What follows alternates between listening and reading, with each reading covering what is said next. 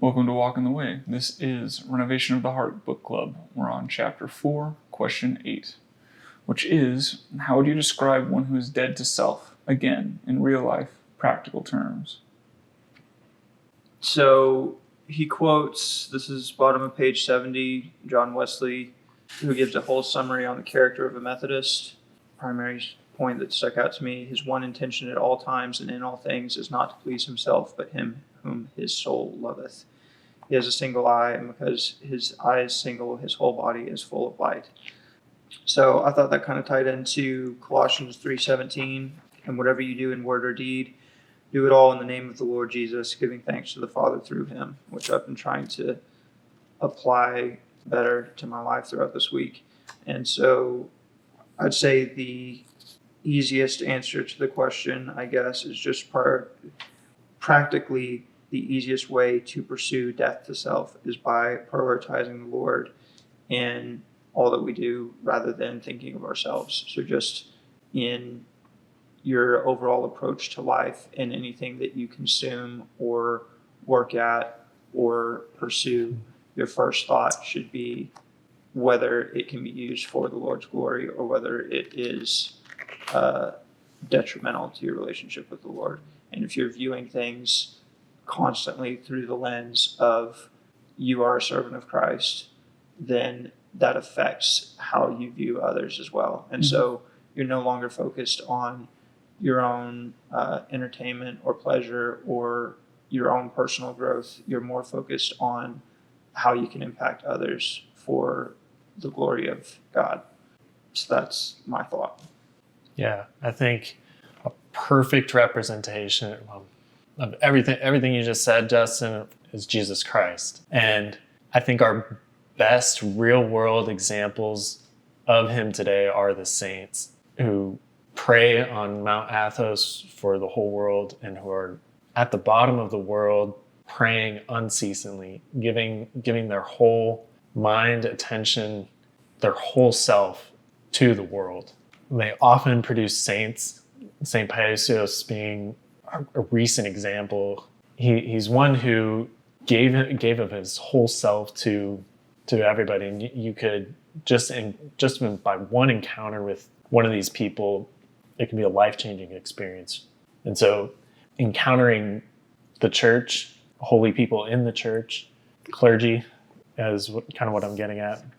That they are the ones who have taken this kind of hesychast asceticism to really remove themselves both out from the world, but also by reaching their hands out to the world to bring them closer to Christ, as their attention is going outwards towards everybody else, and at the same time towards Christ too. If you could think of Christ as the center of perhaps a circle, and us all on the outside as the priest, the clergy, and all the church are the intermediaries between the outside of the circle. So they're a eccentric reaching out to the margin of the circle and a pulling in towards the center, which is Christ. The clergy will both pull you in, but also help you take healthy steps towards Christ in a transformational way. In this, exactly what we're talking about here is this renovation kind of way. Yeah, and it's interesting that you use the phrase like a priesthood because while they are like formal clergy, actual priests, ascetic monks or what have you, different orders that apprehend a life of piety slightly differently. None of us is clergy, and yet, the kingdom of God is described by Christ himself as a royal priesthood. We, while we're not formally clergy, are still in that same position of intermediation between a fallen world and the people in it and the Lord of the universe. So it's interesting to think of how can we as people who are not in quote unquote vocational ministry, right. How the can laity. we, laity. How can we enact those priestly offices in day-to-day life in perhaps small ways, perhaps less obvious ways, but in salvific ways nonetheless. Going back to our previous discussion of like the relational quality of sanctification, how can we ensure that the relationships that we engage with are sanctifying not only for ourselves but also for those in which we engage and I think that the quote that I outlined goes to that point really directly. It's that being dead to self is a condition where the mere fact that I do not get what I want does not surprise or offend me and has no control over me. And it is. That's something that's just been kind of on my mind lately, of how frequently opportunities for offense actually present themselves to me in day-to-day life. And it's usually pretty small things that are really preferential. It's not really like something that matters, but I'll see, silly examples like someone with just a really outrageously ugly shirt on, and like you wouldn't think that that's an occasion for moral action, but as Augustine said, there's no lateral movement when it comes to God. You're either moving towards him or away from him. And so in the occasion of I'm offended by someone's ugly shirt, and all things, but we'll just stick with the analogy here. That is an opportunity for self-denial, for me to let go of my preference in order to both pursue the good of the person who has offended me, even if it's in such a piddly way, but also to acknowledge that my way probably is wrong, if not in this case, certainly in others. And that reminds me of, this is going way back, a book idea that I had, I think in high school. And essentially the premise was that what if the world was just in the way that a human would conceive of justice? It's just like self-correcting. Like, for instance, if someone were to rob a person, that person, the robber, would, through a series of random coincidences, the universe would just strip him of the money that he had gotten by like ill-gotten gains. He would find a way to lose them. Or if you struck someone, you would very quickly find yourself tripping over something that's not actually there and receive an injury kind for kind. And the curious thing about a universe like that is that we just all die. We just all die immediately, pretty much. That universe can't sustain itself because our idea of justice is so bad, and it is completely untempered by mercy, which is, on my view, and I've said this before, is the estrangement of good from evil. That consumption of justice that I just described, that's just evil, period. That's just punitive and destructive, and that can't sustain. And we serve a God whose justice is sustaining and peace-oriented. That is to say, it's oriented towards right relationship between persons, primarily between the human being and himself. And that can't be achieved by punitive means. Can you go into that a little bit more? Yeah. In brief, God's mercy is his justice, and he says that himself. That's Psalm 51.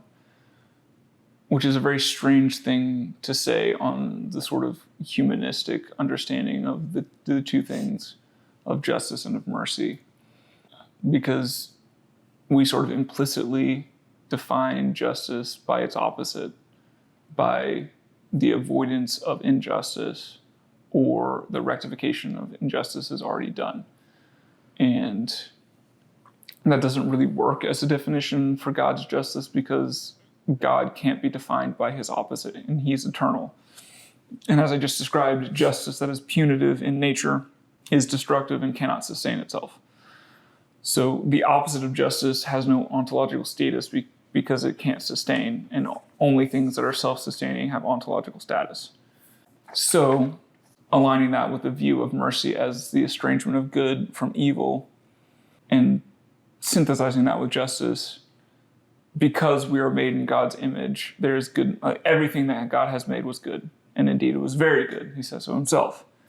So, justice, the appropriate response to goodness, is to separate it from evil. It is mercy. So, God's mercy is his justice, because his response to us and the goodness that he has provided us in making us in his image is to work out our salvation and our good so that we can be restored to peace with him, which is the ultimate good. And that can only be finally achieved by the total estrangement of our fallen flesh from the spirit that he has put in us, which requires regeneration. So we must die. And in dying to self, both in the sort of small deaths that we voluntarily participate in to crucify those parts of us that are not native to our being as image bearers of God, and writ large in our physical death one day, we can participate in God's mercy. We can receive the full measure of his mercy and be perfectly separated from evil, finally forever with him. So therefore, the just man is the one that has given himself as entirely as he can to goodness. Yeah. To goodness. Has participated as fully as possible in mercy, Mm-hmm. and put away those things which are unfitting for him as an image bearer of God, and embraced and cultivated those things which are native to the goodness that has been given to him in God's image. This is going back a bit, but part of the pursuit of that process, and again, bringing it back to sort of the context of the question in terms of practical terms by which we can pursue death to self. One thing both y'all mentioned was the idea of others' involvement in that pursuit. So like the three of us right now, as we're discussing this, we're discussing this because we're reading Willard. And Willard, in his discussion of this, he's citing Thomas à Kempis and John Wesley. And Luke mentioned the idea of looking to saints and church fathers and current church leadership. And Ryan, you mentioned sort of the idea that we, as a part of God's kingdom, have a part to play ourselves, both to others in others in the church and those in the world.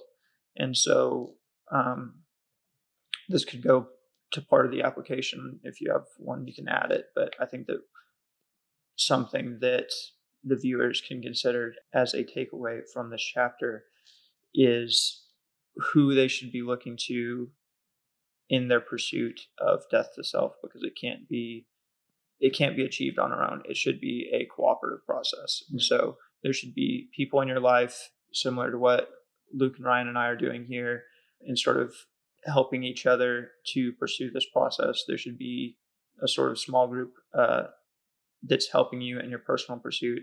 And then you should be looking to church leadership or church fathers in terms of sort of a framework by which you can change your mind and thinking on these issues, because you yourself, we like to think that we're geniuses, but you yourself aren't going to be able to figure everything out. And so it's very helpful to seek out older and wiser people and their perspective on these sorts of issues. So I think that's one thing that stood out to me from both of y'all's responses, and I think that would be a helpful takeaway for the viewers.